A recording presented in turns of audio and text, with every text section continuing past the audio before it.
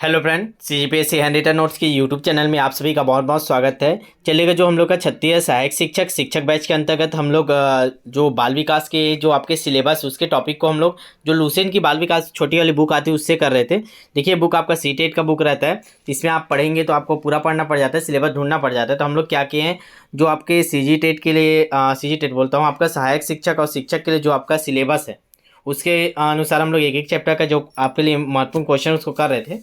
तो आज हम लोग का टॉपिक इसमें का देखते हैं, विशेष आवश्यकता वाले बालक। तो ये टॉपिक के अंतर्गत जो क्वेश्चन इसमें का इंपॉर्टेंट उसको अभी करेंगे। तो नीचे लाइव चैट का ऑप्शन है, वहाँ से ऑन कर लीजिएगा और वहीं आंसर देना आपको, ठीक है। और जिन लोग भी नए होंगे चैनल पर आज पहली बार जुड़े होंगे तो ज़रूर सब्सक्राइब कर लीजिएगा और प्ले लिस्ट में डाके देख लीजिएगा, बहुत सारे क्लासेस अपलोड हैं, ठीक है। चलेगा, आगे बढ़ते हैं। चलिए, स्क्रीन पे आपको क्वेश्चन लग चुका है, जल्दी से लाइव चैट ऑन कर लीजिए, आंसर देते जाना है, फास्ट करेंगे। चलिए, पहला क्वेश्चन देखते हैं। पाँचवीं कक्षा के दृष्टिबाधित विद्यार्थी, तो जो पाँचवीं कक्षा में दृष्टिबाधित विद्यार्थी जो देख नहीं पाते उनके बारे में आपको बताना है, सोच के क्या सही है। कोई निचले स्तर के कार्य करने की छूट मिलनी चाहिए, कि माता पिता और मित्रों द्वारा उसे दैनिक कार्य को करने में सहायता की जानी चाहिए, के साथ कक्षा में सामान्य रूप से व्यवहार किया जाना चाहिए और श्रव्य सीडी के माध्यम से सहायता उपलब्ध करानी चाहिए, के साथ कक्षा में विशेष व्यवहार किया जाना चाहिए। तो क्या करना चाहिए दृष्टिबाधित विद्यार्थियों के लिए, बताइए। देखिए, ये बुक अगर आपके पास होगा, आप पढ़ लिए होंगे, बहुत अच्छी बात है, इसीलिए हम लोग इस टॉपिक पहले से नहीं बताते कल क्या होगा।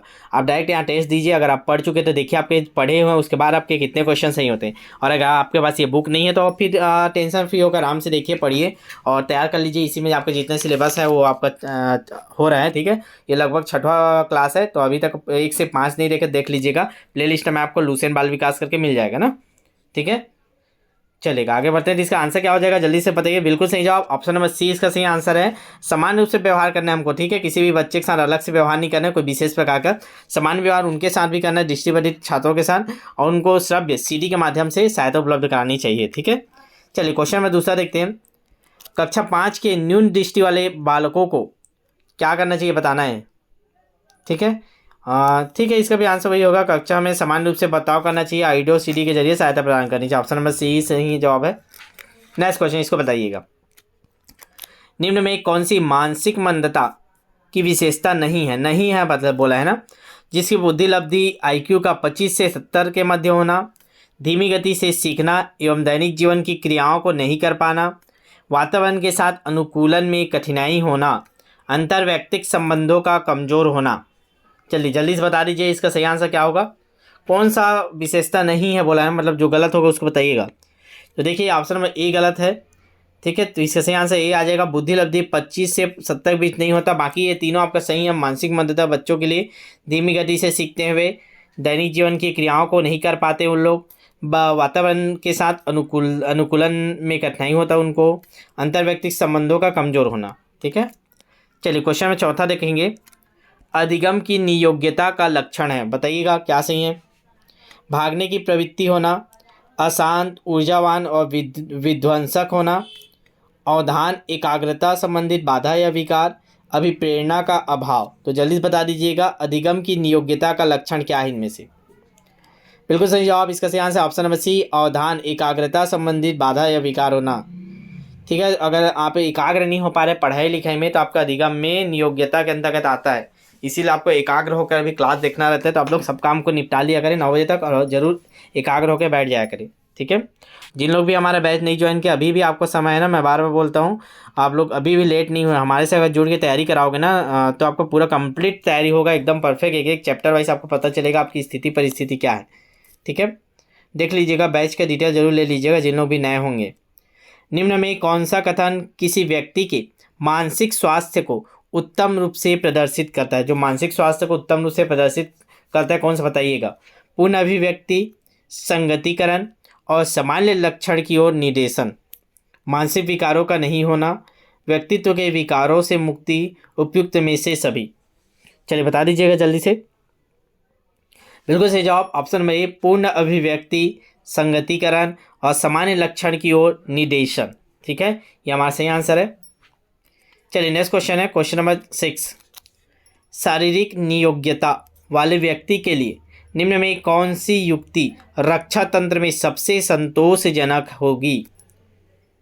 तदात्मीकरण, विवेकीकरण, अतिकल्पना या इनमें से कोई नहीं। तो शारीरिक नियोग्यता, जो फिजिकल डिसेबिलिटी रहते हैं ऐसे वाले व्यक्ति के लिए निम्न में कौन सा रक्षा तंत्र में सबसे अच्छा रहेगा?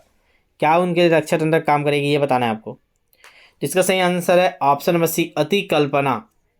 ठीक है, चलिए नेक्स्ट क्वेश्चन नंबर 7 देखते हैं। आप लोग का इंग्लिश पेडोलॉजी के लिए ना एक तो अच्छा नोट्स तैयार करवा रहे थे हम लोग, जो हम लोग के बुक के लिए बनाए थे नोट्स। उसमें क्या देखो, आप लोग इंग्लिश पेडोलॉजी को इंग्लिश में ही पढ़ते हो ना, तो बहुत लोग को हिंदी मीडियम वालों को दिक्कत आता है। लेकिन हम लोग ऐसा उसको तैयार करवा रहे थे कि इंग्लिश पेडोलॉजी को भी आप हिंदी में पढ़ोगे।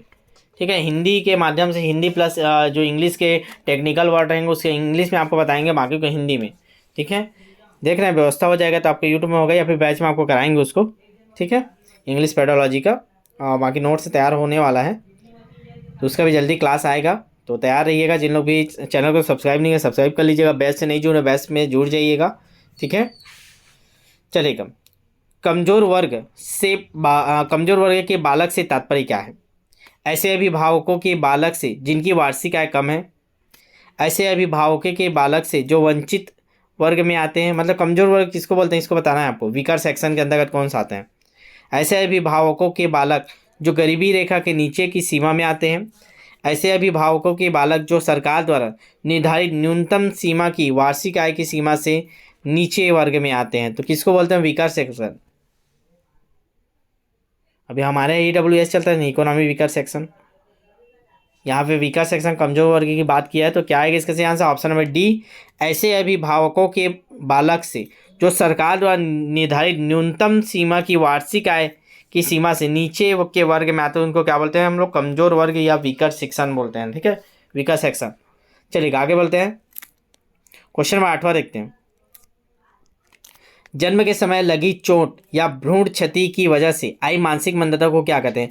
मतलब पेट से अगर बच्चा कोई क्षति लेके पहुंचता है या आता है, मानसिक मंदता लेके आता है, उसको क्या बोलते हैं? जैविक मंदता, पारिवारिक मंदता, आकस्मिक मंदता या चिकित्सा मंदता? चलिए बताइएगा। तो इसका सही आंसर हो जाएगा, बिल्कुल सही है, लाइव चैट में आंसर देते जाइए आप लोग। ऑप्शन नंबर ए, जैविक मंदता। ठीक है, अगला क्वेश्चन, निम्न में कौन सा विशिष्ट अधिगम विकलांगता का उदाहरण है? मानसिक मंदता, dyslexia, attention deficit hyper disorder, autism? चलिए बता दीजिएगा इसका सही आंसर क्या हो जाएगा। तो क्वेश्चन नंबर 9 का सही आंसर है ऑप्शन नंबर बी, डिसलेक्सिया। विकलांगता का उदाहरण डिसलेक्सिया विकलांगता का अंतर्गत है। इसको थोड़ा सा डाउटफुल देखिएगा, ये क्वेश्चन को गलत लग रहा है ना, इसको वो ले लीजिए आप लोग, देखिएगा इसको स्क्रीनशॉट ले लीजिएगा, बताइएगा। तो इसको आप होमवर्क दे रहा हूँ, आगे बढ़ते हैं। ठीक है, हो सकेगा 10 बजे भी क्लास होगा, बाद में इसको डिस्कस करेंगे। इसको आप लोग का जो व्हाट्सएप बैच बन चुका है ना डिस्कशन वाले में, उसमें डिस्कस कर लीजिएगा इसका। ठीक है, निम्न में कौन सा विशिष्ट अधिगम विकलांगता बोला है, ध्यान दीजिएगा ना, विशिष्ट अधिगम विकलांगता। ठीक है, लुसेन क्या है इसका आंसर, डिसलेक्सिया। ठीक है, चलेगा। ठीक है, वो बाकी शारीरिक विकलांगता के अंतर्गत आ जाता है, सही है वो आंसर ना। और क्वेश्चन नंबर 10वां देखते हैं। श्रवण बाधित बच्चों को पढ़ाने के लिए क्या प्रयुक्त की जाती है? जो श्रवण बाधित, जो सुन नहीं पाते, ब्रेल लिपि, सांकेतिक भाषा, यंत्र या ये सभी? बताइए। जो श्रवण बाधित बच्चे रहते हैं, जो सुन नहीं पाते, श्रवण बाधित मतलब जो बच्चा सुन नहीं पाता, उसके लिए क्या युक्ति प्रयोग की जाती है? तो इसका सही आंसर हो जाएगा ऑप्शन नंबर बी, सांकेतिक भाषा प्रयोग की जाती है ना। दृष्टिबाधित के लिए ब्रेल लिपि करते हैं, लेकिन श्रवण बाधित के लिए सांकेतिक भाषा का प्रयोग करते हैं, कोडिंग लैंग्वेज, इशारे में बताते हैं ना उनको। चलिए क्वेश्चन नंबर 11 देखते हैं। पिछड़े बालक ऐसे होते हैं। आज 2 टेस्ट डाला है, ध्यान दीजिएगा, दोनों टेस्ट अभी लाइव है ना, बंद नहीं किए हैं। एक आपका फिजिक्स का टेस्ट है वर्ग 2 में, ठीक है, और आपका इंग्लिश का है ना, इंग्लिश आज स्टार्ट हो चुका है वर्ग 2 में, वर्ग 3 में ना। तो जिन लोग भी अभी टेस्ट नहीं दिला लीजिएगा, सुबह डलेगा इसका रिजल्ट, अभी रात तक आपके पास समय है, दिला लीजिएगा अच्छे से। ठीक है, और जिन लोग भी बैच ज्वाइन नहीं कर, जरूर ज्वाइन कर लीजिएगा, अभी भी समय है। जिन लोग ज्वाइन कर चुके अपने दोस्तों को जल्दी ज़्यादा संख्या में जोड़िए आप लोग, ताकि और बेहतर कर पाएंगे आप लोग के लिए। क्वेश्चन नंबर 11 देखते हैं। पिछड़े बालक ऐसे होते हैं जिनके सीखने की गति धीमी होती है, जिनकी बुद्धि लब्धि 80-90 के बीच होती है, मानसिक रूप से अस्वस्थ और असमयोजित हो या उपयुक्त सभी। तो पिछड़े बालक किसको बोलते हैं? जल्दी से आंसर बताइएगा। बिल्कुल सही जवाब ऑप्शन नंबर डी, उपयुक्त सभी। ये तीनों गुण आपके पिछले बालकों में पाई जाती है ना। चलिए क्वेश्चन नंबर 12। कल एक बच्चा का कमेंट आया था कि सर आपका प्रोनाउंसिएशन थोड़ा गड़बड़ा जाता है।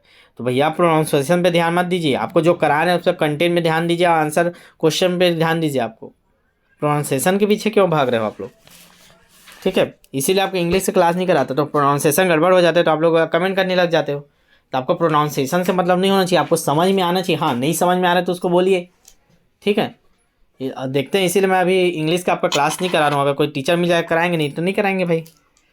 ठीक है, चलेगा। अपराधी बालक कौन होते हैं? तो बताइएगा। जो असामाजिक कार्य करते हैं, जो शिक्षक के लिए सरदर्द होते हैं, जो कक्षा में अव्वल आते हैं, जो समाज में रहना पसंद नहीं करते। तो अपराधी बालक किसको बोलते हैं? जल्दी बताइएगा आप लोग।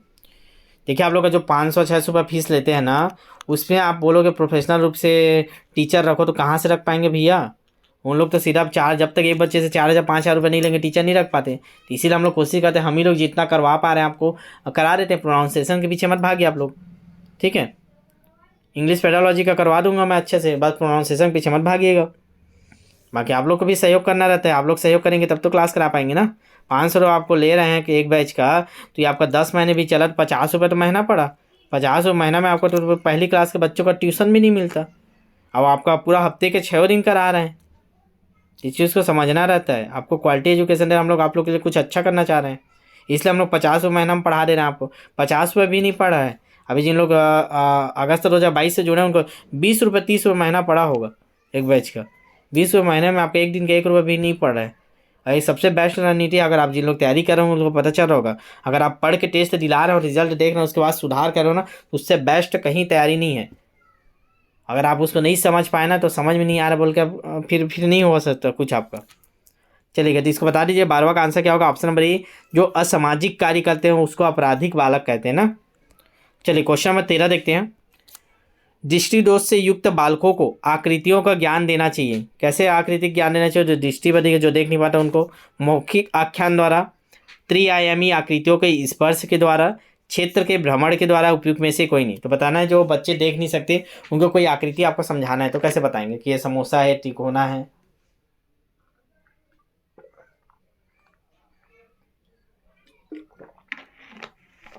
चलिए बताइएगा इसका आंसर क्या होगा।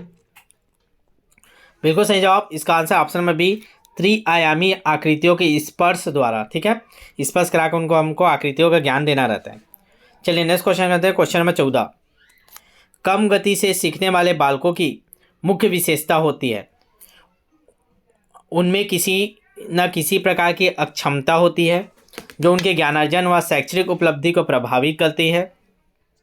उन्हें केवल गणित में कठिनाई होती है, उन्हें केवल अंग्रेजी में कठिनाई होती है, उपयुक्त में से कोई नहीं। जो कम गति से सीखने वाले बच्चे उनमें क्या विशेषता होती है? तो देखिए, पर्टिकुलर कोई गणित में इंग्लिश में कम हो गया जरूरी नहीं कम गति सीख रहा है, मतलब उसका क्या ऑप्शन नंबर ए सही है। उनमें किसी न किसी प्रकार की अक्षमता होती है जो उनके ज्ञानार्जन और शैक्षिक उपलब्धि को प्रभावित करती है। ठीक है, तो इसका सही आंसर हो जाएगा ऑप्शन नंबर ए। चलिए नेक्स्ट क्वेश्चन देखते हैं। Question number 15। निम्न में कौन सी अक्षमता केवल जन्मजात होती है? दृष्टि दोष, श्रवण दोष, मुख बधिर, मंद बुद्धि। तो कौन सा इसमें से है जो जन्मजात हमेशा आपको देखने को मिलता है? देखिए, ये सब बाद में भी हो सकता है, एक्सीडेंट में भी हो सकता है, सब होता है, लेकिन मन बुद्धि आपका जन्मजात होता है। ठीक है, बच्चा बाद में अच्छा वृद्धि करने बाद मन बुद्धि नहीं होता, और जन्म से ही जो मन बुद्धि रहते हैं वो मन बुद्धि ही रहते हैं ना। चलिए क्वेश्चन नंबर 16 देखते हैं। निम्न में कौन सी इकाई का उपयोग सुनने की क्षमता की जांच हेतु किया जाता है? मतलब ऑडियो जो सुनते हो ना, उसकी क्षमता के लिए। Decimetre, decibel, deci point, deci बिंदु। जल्दी बताएंगे क्वेश्चन नंबर 16 का आंसर। देखिए, हम लोग लूसेंट के ऐसे क्वेश्चनों को कर रहे हैं जो आपके सिलेबस के अनुसार हो ना। ठीक है, तो हम लोग उसमें से फिल्टर करके ला रहे हैं आपके सिलेबस में जो टॉपिक जो चैप्टर आपके इंपॉर्टेंट उन चैप्टर को आपको करा रहे हैं, ताकि आपको अलग से हड़बड़ाना ना पड़े। और इस वीडियो का आपको अभी समझ में नहीं आ गया, ये वीडियो आपके एग्जाम से में काम आ गया। जब आपका 2 दिन 3 दिन बचे रहेगा तो एक बार लगाए। लूसेंट का बाल विकास का 10 क्लास हुआ है, 10 को लगा दिए 2x स्पीड में, 3 घंटे में आपका खत्म पूरा लूसेंट का पूरा सिलेबस। एक बार स्पीड में 2x स्पीड में सुन लोगे तो बाद में बहुत काम आएगा आप लोग। ठीक है, इसीलिए सब्सक्राइब करके या प्लेलिस्ट सेव करके रखिएगा। क्वेश्चन नंबर 16 का आंसर क्या हो जाएगा? तो बिल्कुल सही जवाब ऑप्शन नंबर बी, डेसिबल बोलते हैं, याद रखिएगा, डेसिबल से हम लोग नापते हैं। चलिए क्वेश्चन नंबर 17 देखते हैं। किस प्रकार के बच्चों की शिक्षा हेतु सांकेतिक भाषा का प्रयोग किया जाता है? दृष्टि दोष युक्त बच्चे, मूक बधिर, मंदबुद्धि या उपयोग में से कोई नहीं। तो अभी पढ़े हम लोग सांकेतिक भाषा का उपयोग किसके लिए करना है जी?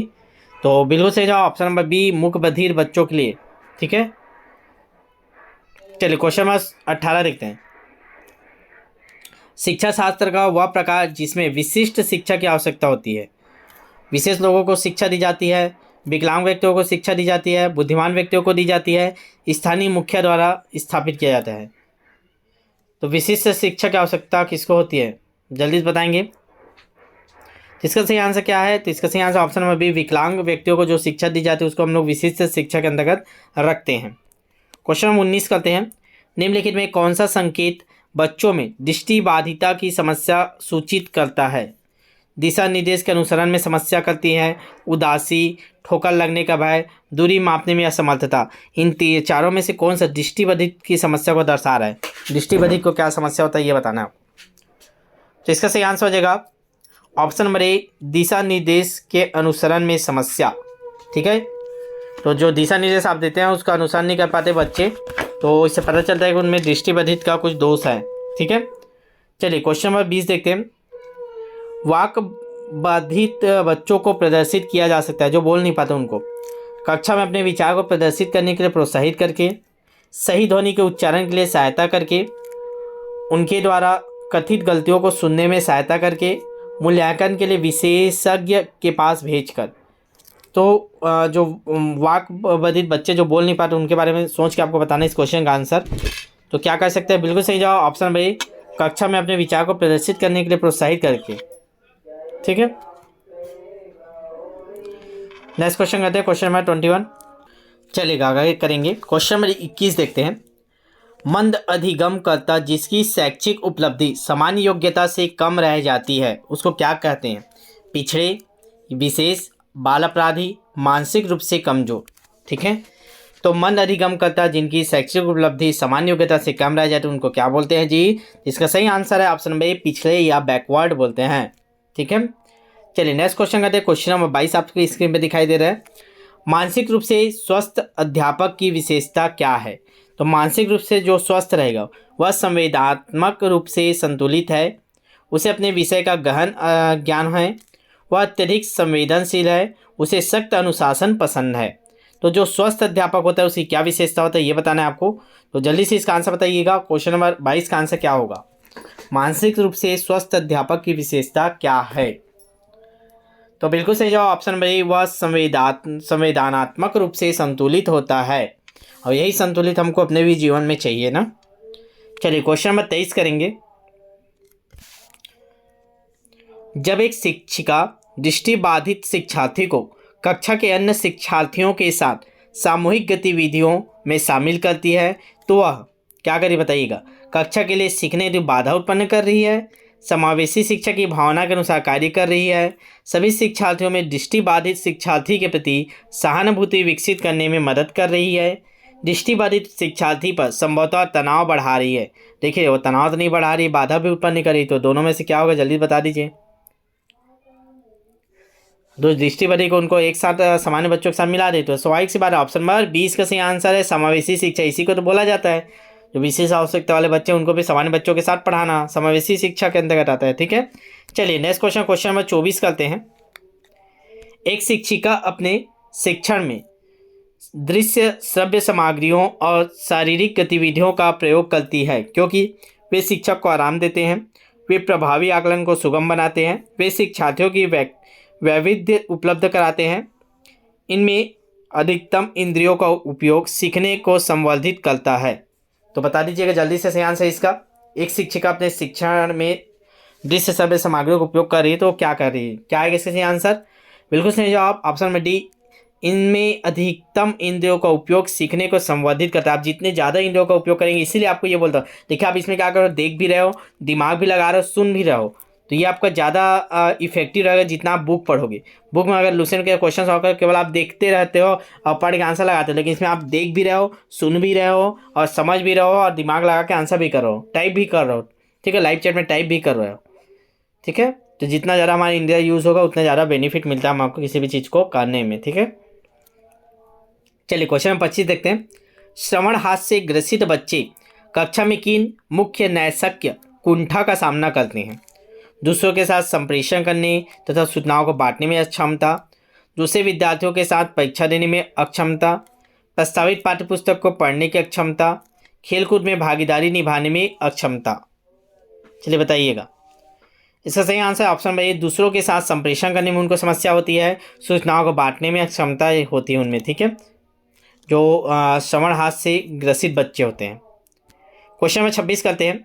जिन लोग भी नए होंगे चैनल को जरूर सब्सक्राइब कर लीजिएगा ना, लगातार आपको क्लासेस इसमें अपलोड हो रहे हैं। ठीक है, लाइव क्लासेस हो रहे हैं तो उसको देखते जाना है आपको। सब्सक्राइब करके रखिए, जल्दी 10 के पहुँचाइए आप लोग। एक शिक्षिका की कक्षा में कुछ शारीरिक विकलांग वाले बच्चे हैं, निम्नलिखित में से उनके लिए क्या कहना सबसे उचित होगा? मतलब एक शिक्षिका, मान लो आप ही शिक्षिका हो या शिक्षक हो, आपकी कक्षा में कोई विशेष आवश्यकता वाले बच्चे हैं या शारीरिक विकलांग वाले बच्चे हैं, तो उनके लिए क्या कहना उचित रहेगा? पोलियोग्रस्त बच्चे अब एक गाना प्रस्तुत करेंगे, ऐसा बोलेंगे क्या? पहिया कुर्सी वाले बच्चे हाल में जाने के लिए अपने समवयस्क साथी बच्चों से मदद ले सकते हैं। शारीरिक रूप से असुविधाग्रस्त बच्चे कक्षा में ही कोई वैकल्पिक गतिविधि कर सकते हैं। मोहन खेल के मैदान में जाने के लिए अपनी वैसाखियों का प्रयोग नहीं करते। तो क्या शब्द इनमें से आप बोल सकते हैं अपने कक्षा में? क्या बोलना आपके लिए एलाउ रहेगा, ये बताना है। तो ये ऑप्शन नंबर सी, शारीरिक रूप से असुविधाग्रस्त बच्चे कक्षा में ही कोई वैकल्पिक गतिविधि कर सकते हैं, ये आप बोल सकते हैं। ठीक है, इसका सही आंसर ऑप्शन नंबर सी। चलिए फास्ट करेंगे। Question number 27। अधिगम नियोग्यता किसको बोलते हैं?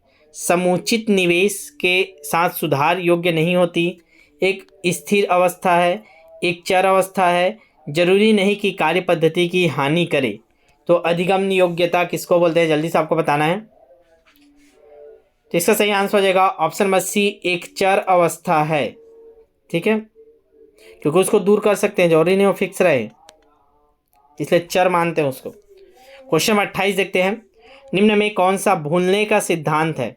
प्रतिस्पर्धात्मक अवरोध, प्रतीक या अवरोध, प्रतिकूल अवरोध, प्रतिबोधित अवरोध, प्रतिच्छायित अवरोध। ठीक है, तो कौन सा भूलने का सिद्धांत बता दीजिए इन चारों में से।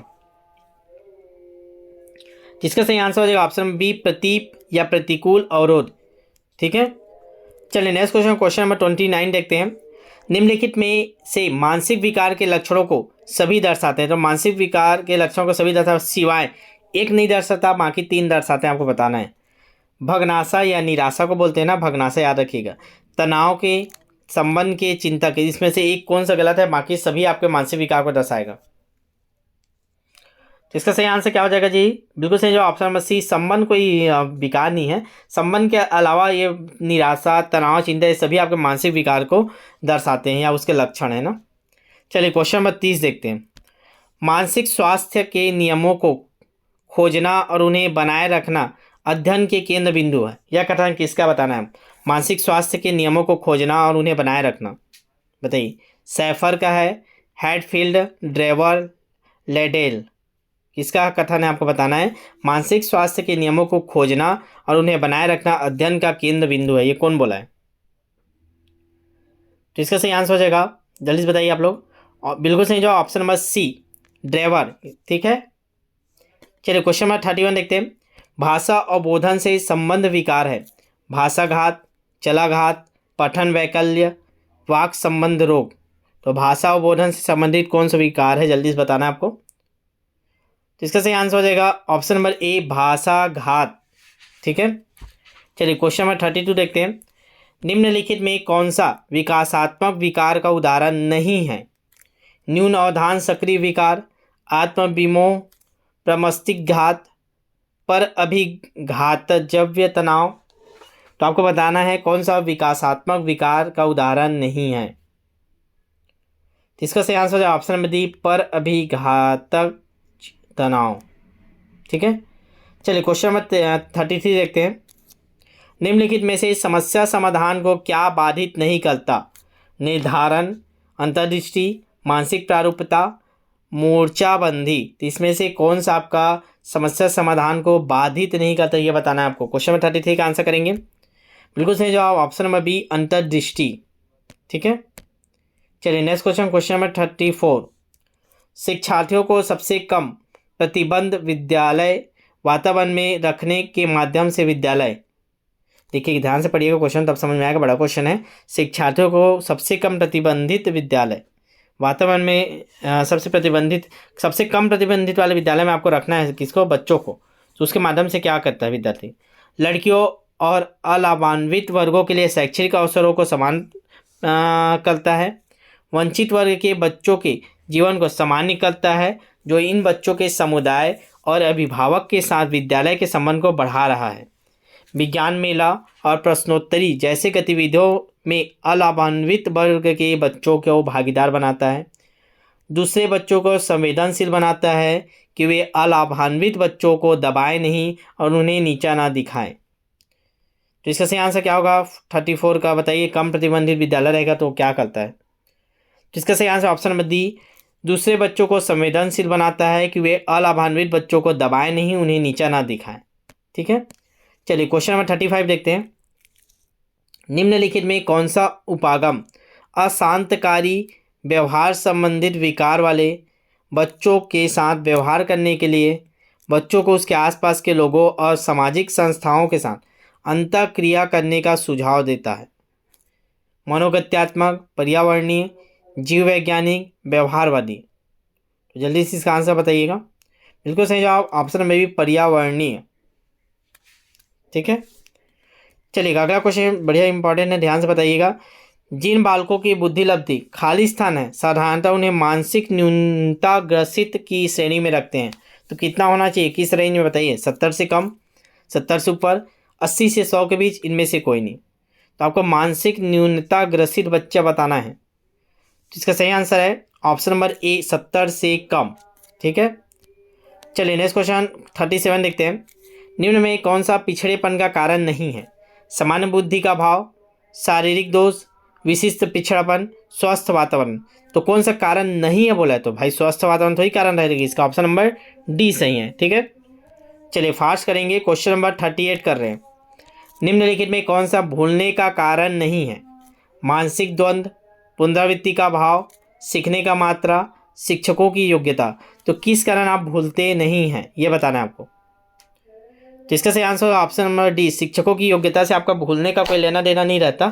ठीक है, चलिएगा अगला क्वेश्चन देखते हैं, क्वेश्चन नंबर 39। एक बच्चा जो आंशिक रूप से देख सकता है, मतलब तो आप पूरा स्पष्ट रूप से नहीं देख पाता, वो थोड़ा कम देख पाता है। ठीक है, तो उसके बारे में आप सोच के बताइएगा। उसे शिक्षा नहीं देनी चाहिए क्योंकि वह उसके किसी काम नहीं आएगी। उसे अलग संस्थान में डालने की आवश्यकता है। विशेष प्रावधान करते हुए उसे नियमित विद्यालय में रखना चाहिए। बिना किसी विशेष प्रावधान के उसे नियमित विद्यालय में डालना चाहिए। तो बताइए, उस बच्चे के बारे में सोचिएगा जो आंशिक रूप से देख सकता है। ठीक है, पूरा नहीं देख पाता ना। जिसका सही आंसर ऑप्शन नंबर सी, विशेष प्रावधान करते हुए उसे नियमित विद्यालय में रखना चाहिए। ठीक है, चलिए क्वेश्चन नंबर 40 करते हैं। अब माध्यमिक विद्यालय की कक्षा में, ठीक है, अब माध्यमिक विद्यालय बच्चों के लिए सोचिएगा ना, छोटे बच्चे नहीं। माध्यमिक विद्यालय की कक्षा में शिक्षिका के पास एक बधिर बच्चा है।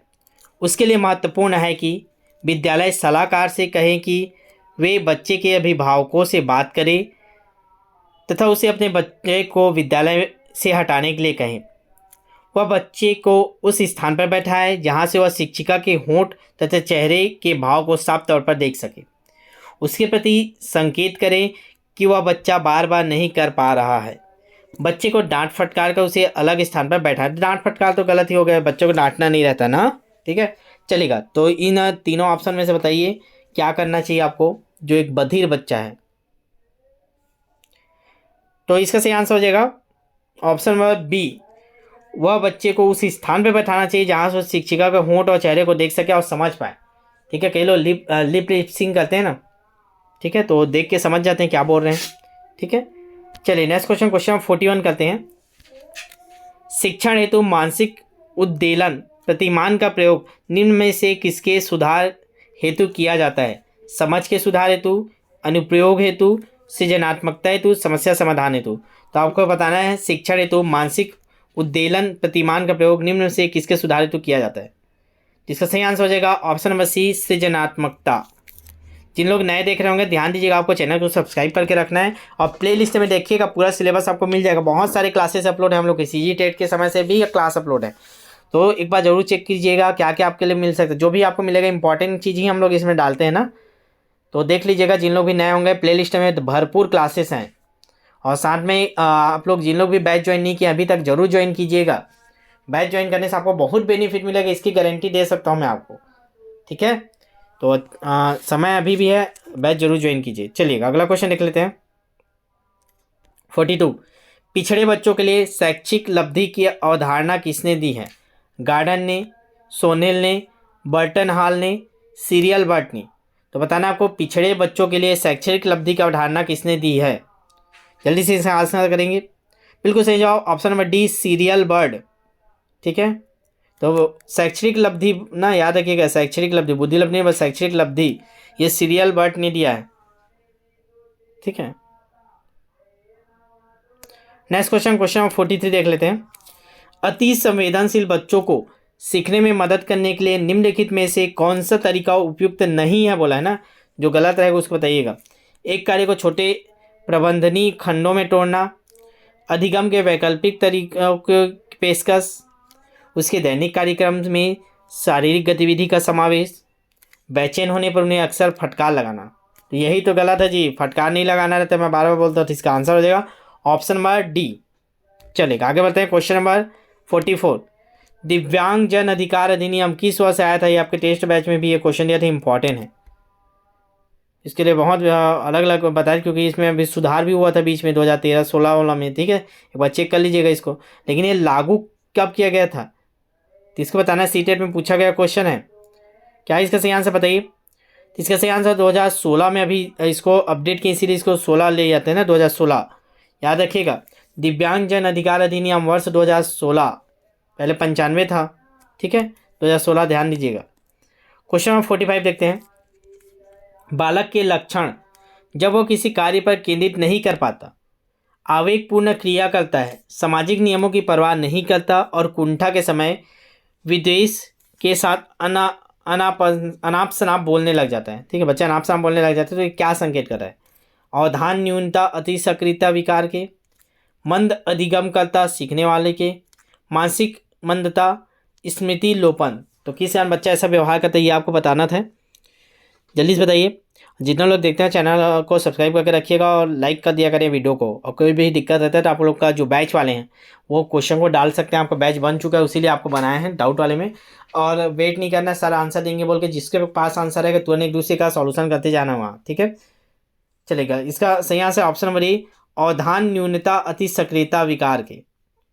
चलिएगा 46 कर लेते हैं। क्वेश्चन नंबर 46 बड़ा क्वेश्चन है, ध्यान से देखिएगा। दृष्टि रूप से बाधित विद्यार्थियों के साथ कार्य करते समय एक शिक्षक को निम्न प्रकार के अनुकूलन करने चाहिए, बताइएगा। स्पष्ट रूप से बोलना तथा छूकर महसूस करने वाली सामग्रियों का अधिक मात्रा में प्रयोग करना, कई प्रकार के दृश्य प्रस्तुतियों का प्रयोग करना, स्वयं अभिविन्यास करना ताकि विद्यार्थी उसे ध्यान से देख सकें, अनेक प्रकार के लिखित कार्य, विशेष रूप से वर्कशीटों पर ध्यान केंद्रित करना। इसका सही आंसर जल्दी बताइए। इसका सही आंसर है ऑप्शन नंबर ए, स्पष्ट रूप से बोलना, छूकर महसूस करने वाली सामग्रियों का अधिक मात्रा में प्रयोग करना। ये दृष्टिबाधित बालकों के लिए करना रहता है ना। चलेगा अगला क्वेश्चन देखते हैं। क्वेश्चन नंबर 47, 50 क्वेश्चन देखेंगे आज ना। पठन वैफल्य बच्चों के प्राथमिक लक्षण है, क्या बताइएगा। न्यून अवधान विकार, अपसारी चिंतन, पढ़ने में धारा प्रवाह, पढ़ने की अक्षमता, एक ही गतिविधिया कार्य को बार बार दोहराना। तो पठन वैफल्य किसको बोलते हैं ये बताना है आपको, जल्दी से आंसर करेंगे। बिल्कुल सही जवाब ऑप्शन नंबर सी, धारा प्रवाह पढ़ने की अक्षमता, ठीक है। जो बच्चा एकदम एक लय में नहीं पढ़ पाता उसको पठन वैफल्य के अंतर्गत रखते हैं। चलिए क्वेश्चन नंबर 48 देखते हैं। जिन लोग भी बैच ज्वाइन नहीं किए होंगे अपने दोस्तों को जरूर बताइएगा कि बैच ज्वाइन करे करके, ताकि उनका भी एक परफेक्ट रूप से तैयारी हो पाए और आपका अच्छे से आकलन हो पाए। क्योंकि आप लोग जितना रिजल्ट देखते हो उसमें आपको उतना बेनिफिट नहीं मिलेगा जितना अपने दोस्तों के रिजल्ट देखने में मिलता है ना। इस चीज़ को मैं समझाता हूँ आपको, आपका ही बेनिफिट है, हमारा बेनिफिट नहीं कि हमको 200-400 मिल जाएगा। जितने ज़्यादा लोग जुड़ेंगे आपका उतनी ही बेस्ट तैयारी होगा, एकदम आप पेपर के लिए परफेक्ट रूप से तैयार होकर जाएंगे, ठीक है। चलिए, एक विद्यार्थी कक्षा में निम्नलिखित लक्षण प्रदर्शित करता है। पढ़ने के प्रति चिंता, शब्दों या अक्षरों को पहचानने में कठिनाई, पहले पढ़े हुए पाठ को समझने या याद करने में कठिनाई। ये किसके सूचक हैं? एक स्वलीन विद्यार्थी के, एक सृजनात्मक विद्यार्थी के, अधिगम आसक्तता वाले विद्यार्थी के, मानसिक क्षति वाले विद्यार्थी के। बताना है आपको। एक विद्यार्थी कक्षा में निम्नलिखित लक्षण प्रदर्शित करता है तो उसको क्या बताना है आपको। जिसका सही आंसर हो जाएगा ऑप्शन नंबर सी, अधिगम आसक्तता वाले विद्यार्थी के। ठीक है, चलिएगा आगे बढ़ते हैं। अगला क्वेश्चन नंबर 49 देखते हैं। मंदित मना बालकों की शिक्षा हेतु कौन सा उपागम उपयुक्त कहा जा सकता है? व्यक्तिक अनुदेशन, उच्च स्तरीय पाठ्य चर्चा, संवर्धन उपागम, त्वरण उपागम। चलिए बताएंगे इसका आंसर। जिसका सही आंसर हो जाएगा ऑप्शन बी, व्यक्तिक अनुदेशन। तो मंदित मना बालकों की शिक्षा तो कौन सा उपागम उपयुक्त कहा जा सकता है? तो व्यक्तिक अनुदेशन। लास्ट क्वेश्चन कर लेते हैं, क्वेश्चन 50। वे बालक जो न्यून दृष्टि के माने जाते हैं, जिनकी दृष्टि क्षीणता होती कितनी होती है? 20/70 से 20/200। दोष निवारक लेंसों के साथ 20/20 दृष्टि, दोष निवारक लेंसों के बाद 6/6 दृष्टि, 20/10 से 20/30। चलिए लास्ट क्वेश्चन, इसका आंसर जल्दी से बताइए। लाइव चैट में इसका आंसर आपको बताना है। और जाते जाते क्लास को जरूर शेयर कीजिए अपने व्हाट्सअप स्टेटस में। देखिए जितने बच्चे हमारे बैच में रजिस्टर हैं उनके सभी के स्टेटस हमको दिखाई देते हैं। हम लोग देखते भी हैं कौन बच्चा हमको सपोर्ट करे, ताकि आप जब आपको ज़रूरत पड़ेगा तो आप उस हिसाब से आप हमसे मदद मांगेंगे, हम लोग भी उस हिसाब से सपोर्ट करेंगे। तो आपका भी फर्ज है कि आप लोग भी शेयर किया करें क्लास को ज़्यादा से ज़्यादा, क्योंकि हम लोग ज़्यादा एडवर्टाइजमेंट नहीं करते, तो हमारा एडवर्टाइजमेंट आप ही हो। ठीक है, आप जितने ज़्यादा लोगों को बताएंगे, जितना ज़्यादा बैच में आप लोग जुड़ेंगे, उतना बेनिफिट आपको मिलना तय है। ठीक है, तो इसका सही आंसर क्या हो जाएगा देख लेते हैं। क्वेश्चन नंबर 50 का ऑप्शन नंबर ए, 20/70 से 20/200, जो न्यून दृष्टि के माने जाते हैं ना। चलेगा, तो आज यहीं तक करते हैं। 50 क्वेश्चन कर लिए, और 10 बजे वाली क्लास हो सकती है, देख लीजिएगा एक बार आके। अगर होना रहेगा तो आपकी क्लास में डल जाएगा, जैसा मौसम रहता है उस हिसाब से होता है, या नेट का इशू ना हो तो करते हैं 10 बजे वाले को। थ्योरी क्लास रहता है। ठीक है, चलेगा। फिर एक बार शेयर कर दीजिए जितने लोग भी देख रहे हैं, और जो भी नए जुड़े होंगे वैसे जरूर जुड़ जाइएगा। क्या करना है आपको, ये वाले नंबर है हमारा, इसमें कॉल करके मेरे से बात कर लीजिए कि कैसे कैसे तैयारी कराते हैं, सब बता दीजिए। कोई डाउट हो तो पूछ लीजिए, या व्हाट्सएप में आप मैसेज करके डिटेल लेके रजिस्ट्रेशन करवा लीजिए। ठीक है, चलिए, ऑल द बेस्ट।